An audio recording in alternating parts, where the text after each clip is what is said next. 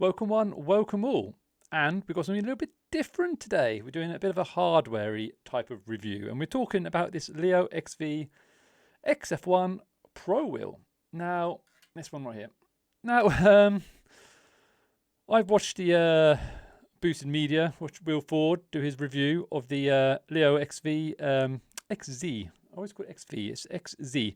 And he did a review of the Sport wheel. Now, I looked into that and I was quite excited at the time. But unfortunately, well, I wasn't that keen on the Bluetooth side of things. Okay, I was like, well, Bluetooth might cut out a bit.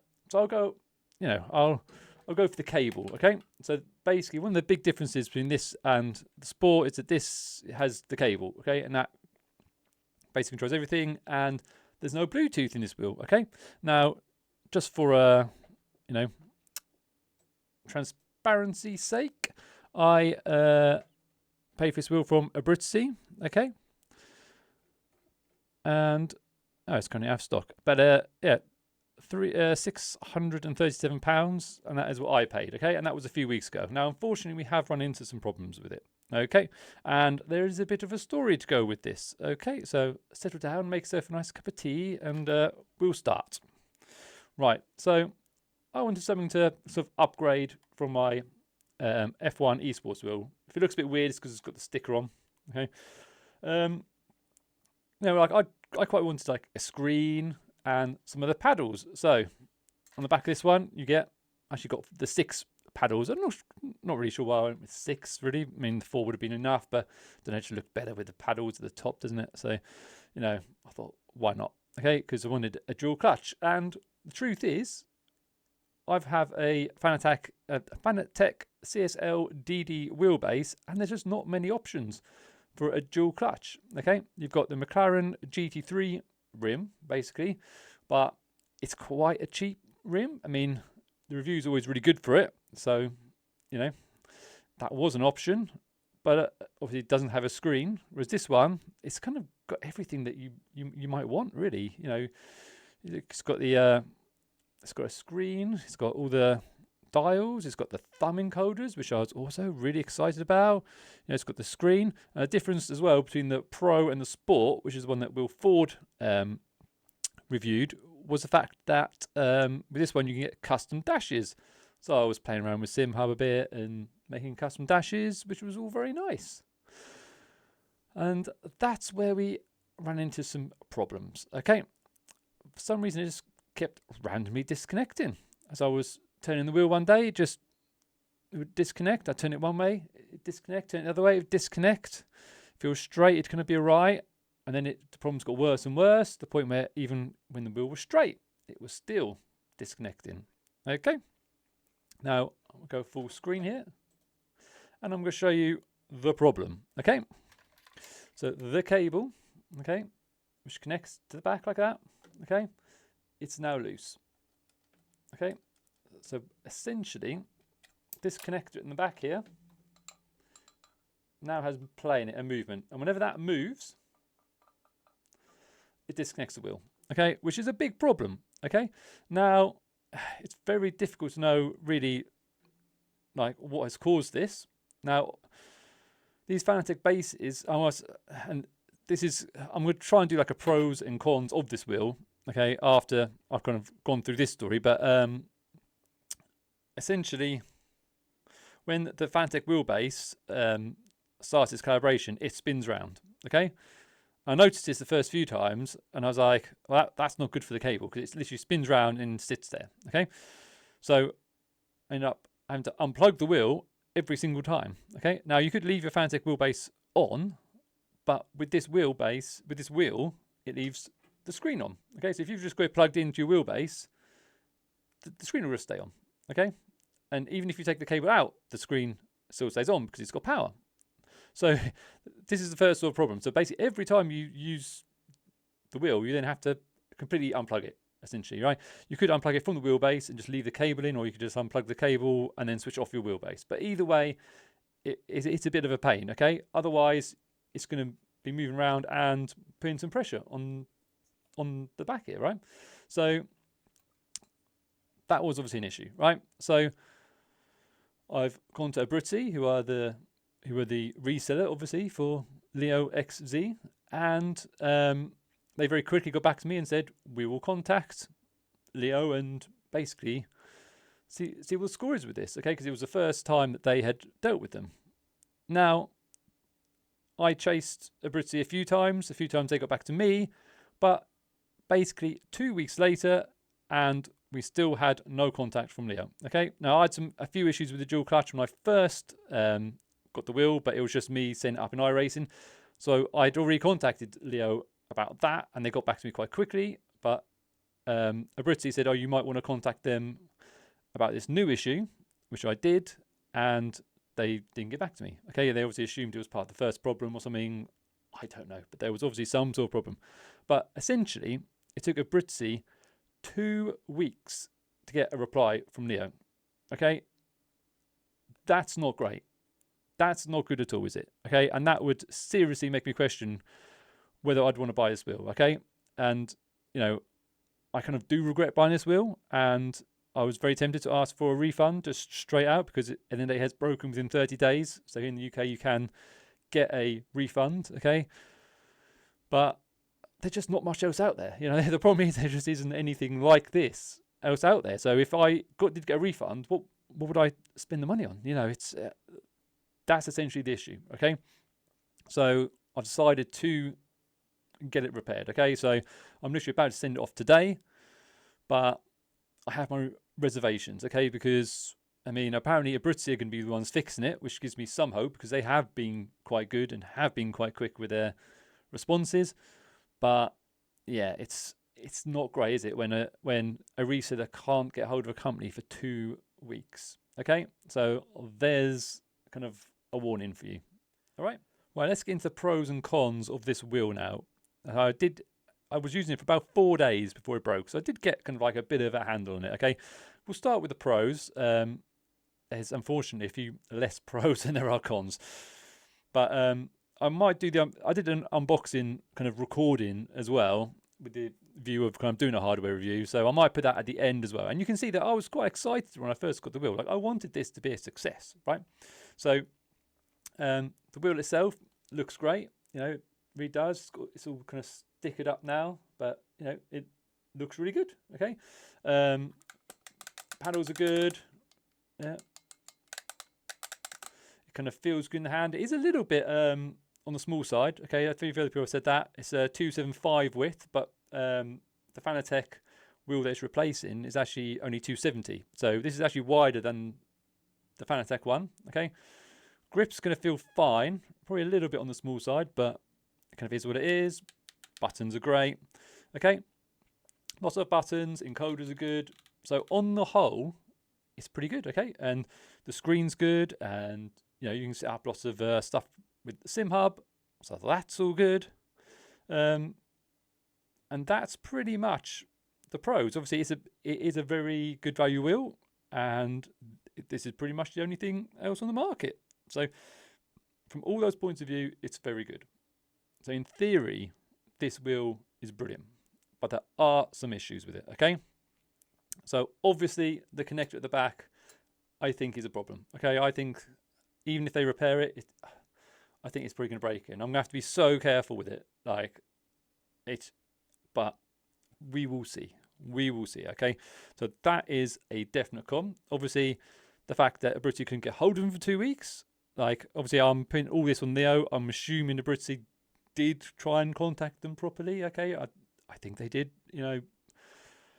We don't know, but that is certainly a con there, okay? So other things which are a big problem, okay? Now, this is a big thing which I think is massively overlooked, and I probably should have thought about this before, really. It's the fact that this wheel, okay, is a paperweight without sim hub.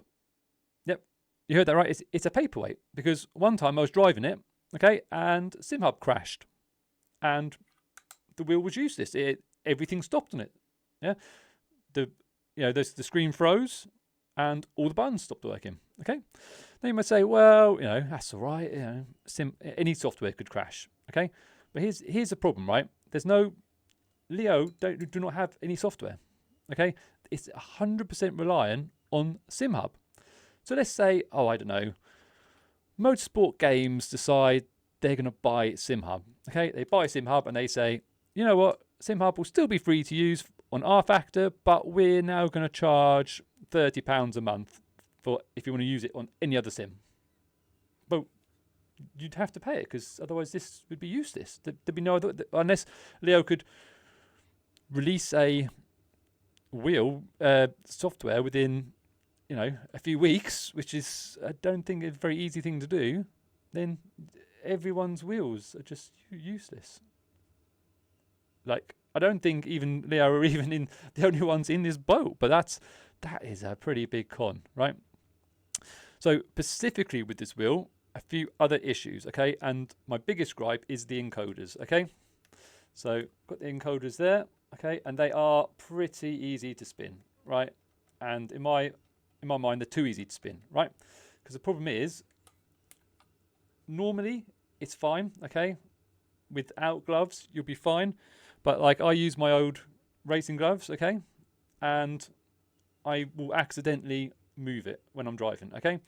So a few times I've been driving and then I realised that the brake bias is suddenly wrong. I was like, well, how's that happened? And it's just because of the way that when you turn the wheel, your thumb rests against the encoder, okay? And when you've got the thick gloves on, it can move the encoder, okay? So I had that set as brake bias, which meant that on the screen I had to have a big brake bias bit up. So I knew, you know, if I'd adjust it. But that's not really what you want. You don't want to be looking down all the time at your screen to see if you've accidentally adjusted the brake bias.